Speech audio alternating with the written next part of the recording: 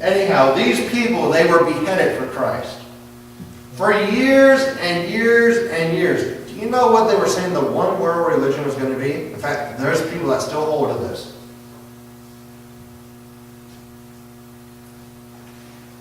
Just take a guess. Used to be Catholic. The Catholic Church. And it's still the Catholic Church. I'm not hearing anybody telling what I'm teaching today with the Islam. I've only heard that from one person and not in a book or anywhere like that. But when we look at the Catholic Church and we look at the persecution of the church, how many people did they behead throughout history? For those that have read Foss's Book of Martyrs, maybe. Do you remember how they were killed? Hang on the cross.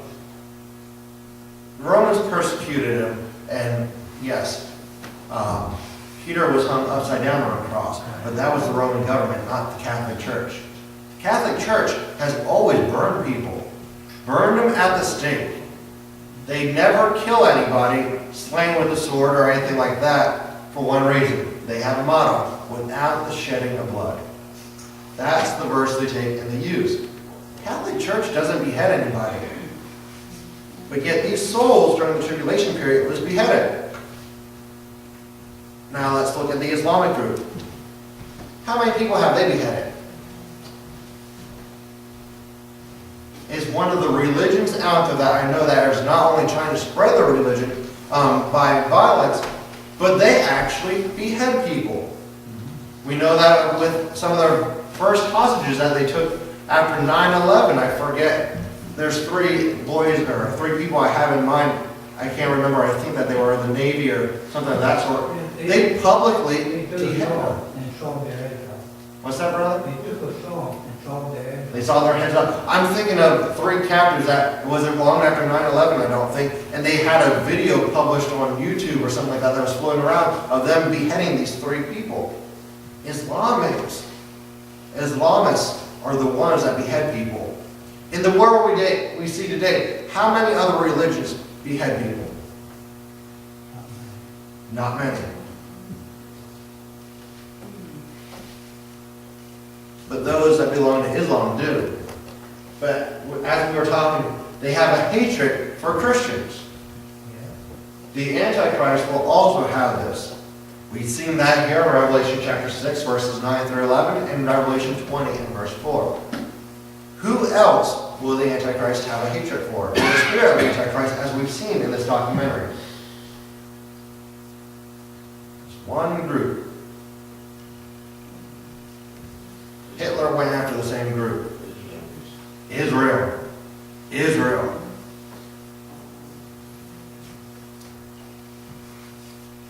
Someone go ahead and read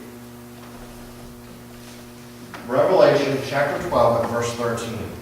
Revelation 12 and verse 13. When the dragon saw that he was cast under the earth, he persecuted the women which brought forth the man-child. Okay, I just need to make one correction on nothing against you. You said the word women. Yeah, woman. Yeah, it's woman. Woman. And there's a significance for that one there. Who's the dragon? Satan. And who's this woman that brought forth this man-child in Revelation chapter 12 and verse 13? How did she was married? I'm not sure. Go a little bit broader, brother. Mary belonged to what group? The Jews. Israel. The woman that the dragon came to persecute is the woman. The woman is Israel. The man-child that was brought forth was Jesus Christ. The Antichrist will have a hatred for the Jews. I mean, that shouldn't be a great big revelation. We know that he will make a peace treaty with him at the beginning of the tribulation period. And in 3.5 years, he will break this peace treaty. Just a little interjection why, once again, I believe it's Islam that's going to be the one world religion. No Islamist can hold a true peace treaty. Their religion states that they are allowed to make a peace treaty with non-believers, but it cannot be a true peace treaty. It must be broken at some point. Antichrist will break the peace treaty 3.5 years into the tribulation period. But the Muslims hate Israel. They hate him. Do you know why? Ishmael. Ishmael. Can anyone tell me who Ishmael was? He was the firstborn of Abraham. Correct, brother. He was the firstborn of Abraham. But to who? The maid. The maid, Hagar. God promised Abraham that his seed would continue. It would become as the stars of the sky and the sands of the sea. Sarah was a little bit too old, or so they thought. And this is a perfect illustration of what goes wrong when man tries to fulfill God's promises his way. Ishmael was the firstborn, which means that he was supposed to get what when it comes to Jacob? Not Jacob, Abraham. The inheritance. As the firstborn, the inheritance should have been his, which means he should have been the rightful one whose seed would have been as the sand of the sea, as the stars of the sky. All that Abraham had should have been his through inheritance. Everything that God promised Abraham should have been fulfilled through Ishmael because of that position of the firstborn. Was that God's plan? No. Did God himself state that this was not going to be the way that it was going to be? Yes. God declared that Isaac was the rightful seed. He was going to be the one through who Abraham's seed was going to multiply. Isaac was going to be the one to receive the inheritance. The true firstborn through the biological mother, if you want to put it that way. Through Abraham's wife, Sarah. But Abraham loved Ishmael. And even when he sent Hagar and him away, you know what Abraham prayed? That God would bless Ishmael. That God would bless Ishmael. And you know what God's response was? I will make of him a great nation. One great nation already promised to come out of Isaac. Another great nation promised to come out of Ishmael. And the conflict between sibling rivalry continues today. The Muslims come out of Ishmael. The Jews, the Israelites, come out of Isaac. The Jews claim that they are the rightful heir, and they are. The Islamists, the Muslims, claim that they are the rightful heir. Thus, we have conflict against the Jews today. And when you look at the nations of the Middle East, there's one little speck that's Israel, and all around them is Muslim. And they hate Israel. And let's go off that word, hate.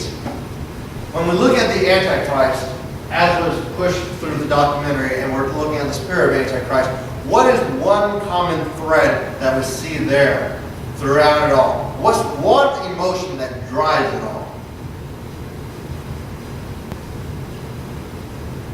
I've just said it. Hate. Hate. Hate.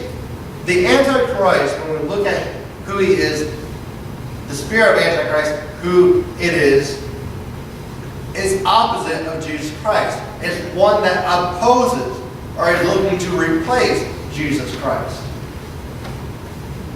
And when we look at it from that aspect, he cannot have the characteristics of Jesus Christ.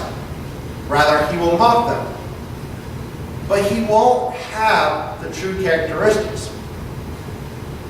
Would someone please read? Well, before we go there, the Bible describes God in one emotion as well. And John loves to use this emotion in the book of 1st, 2nd, and 3rd John. Does anyone want to take a stab at that one? Love. God is love. If you don't have God, you don't have love. Someone please read 2 Timothy 1:7, 2 Timothy 1:7, and Someone else get 1 John 4 and verse 18. 2 Timothy 1:7. 1 John 4:18.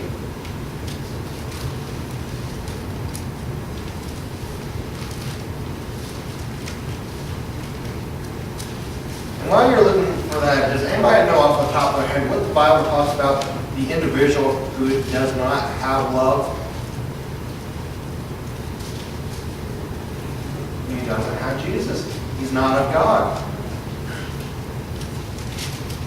So in that regards, does it not make sense that the spirit of Antichrist would be driven by hatred? He's opposite Christ. He's looking to replace him. And if Christ is love and God is love, the Antichrist can't have love because he knows not God. Someone read 2 Timothy 1:7.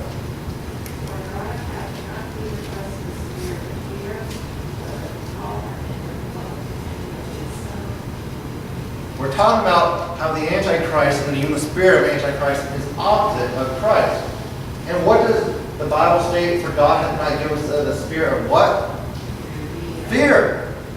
The Christian should not have a spirit of fear. So in this regard, can that really be of God? No.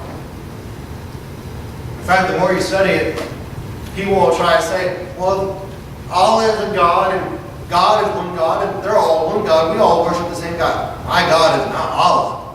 Allah does not portray the characteristics of my God. In fact, he can portray the opposite of my God. And if anything, I would have to say that Allah is the dragon. For God hath not given us the spirit of fear. Fear is not of God. Do we get afraid sometimes?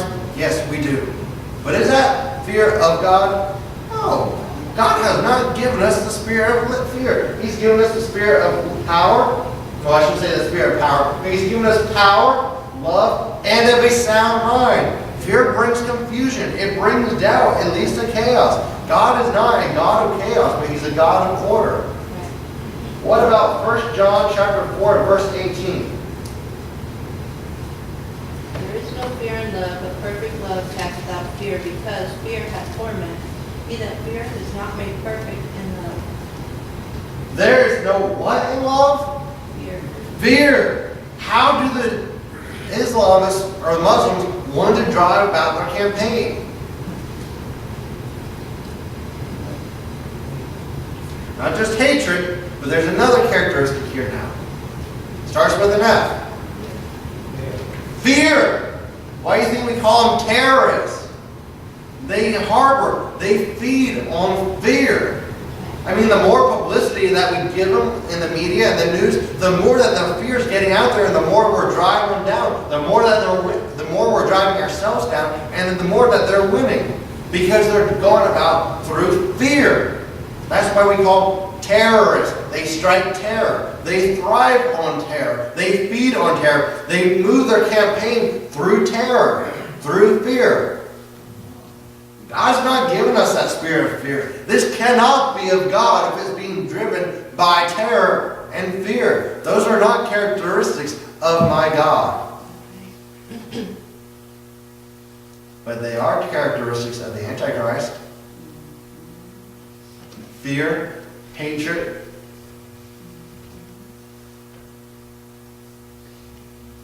There's another big one that we missed. There's two big ones.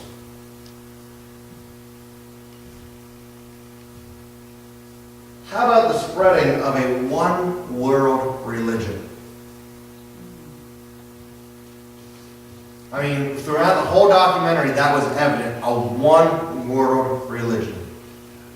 I lost my notebook. I must have left it at home. I had quotes in it. I was looking for it while we were here. I forget what they were saying.